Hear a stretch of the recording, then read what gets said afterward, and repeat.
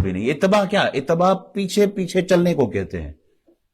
اتباع پیچھے چلنے کو کہتے ہیں. اور آیت بتا رہی ہے اگر محبت الہی چاہیے تو حضور کے پیچھے چلو.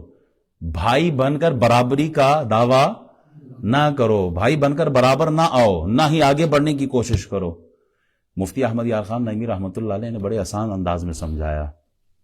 وہ کہتے ہیں دیکھو ڈبہ ریل کے ساتھ سفر کرتا ہے، ڈبہ ریل کے ساتھ سفر کرتا ہے جو انجن کے پیچھے لگ جاتا ہے. اگر فرسٹ کلاس ڈبہ ہو، انجن سے جڑا ہوا نہ ہو بلکہ انجن سے کٹا ہو تو اس میں کوئی سفر نہیں کرتا.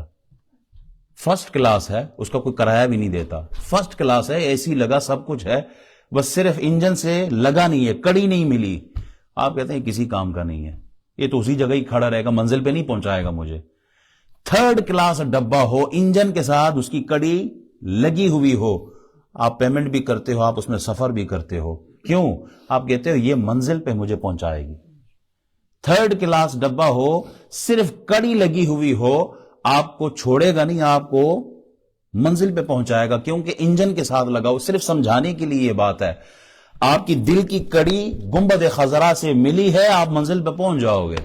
اور اگر یہ کڑی وہاں سے نہیں لگی تو جہاں ہو وہیں رہو گے، پھر کوئی قیمت نہیں ہے آپ کی. تھرڈ کلاس ہو، لگی ہو کڑی محبت رسول کی، آپ کی ویلیو ہے.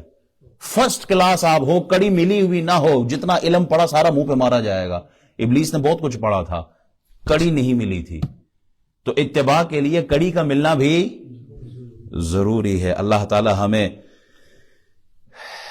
رسول اللہ صلی اللہ علیہ وسلم کی محبت پر زندگی دے، انہی کی محبت پر ہمارا خاتمہ ہو. اتباع کے لیے دیکھیں، آپ نے اکثر دیکھا ہوگا کچھ مرید ہوتے ہیں جنہوں نے خاص لباس پہنا ہوتا ہے، ان کی ٹوپیاں خاص ہوتی ہیں، ان کا لباس خاص ہوتا ہے. جی میرے پیر کا لباس ہے. کیوں؟ پیر سے محبت ہوتی ہے نا، ان کی ایک پہچان بن جاتی ہے. تو ہماری پہچان جناب محمد الرسول اللہ صلی اللہ علیہ وسلم ہے.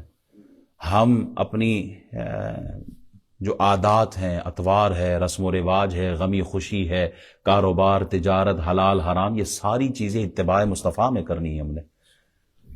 ہم غلامی مصطفیٰ میں ہم کہتے ہیں نا، غلامی رسول میں موت بھی قبول ہے. غلامی رسول میں پہلے نماز قبول کرو، تراویح قبول کرو، تلاوت قبول کرو، سنت قبول کرو، فرائض قبول کرو.